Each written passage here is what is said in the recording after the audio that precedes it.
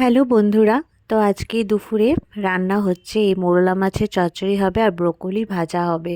তো আমার জানো মোরলা মাছ ভীষণ খেতে ভালো লাগে, তাই বাবাকে আজকে বললাম যে বাবা তুমি আমার জন্য মোরলা মাছ নিয়ে এসো। তাই বাবা নিয়ে আসলো আর বাজারে পেয়েও গেছিলো।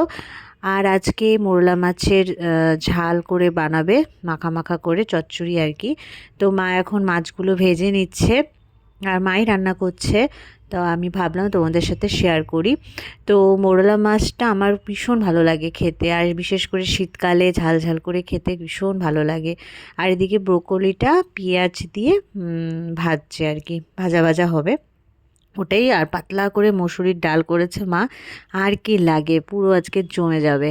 তো দেখো ধনেপাতাও দিয়ে দিল মাছে, আর এদিকে পাতলা করে মসুরির ডাল ভীষণ ভালো লাগে আমার খেতে।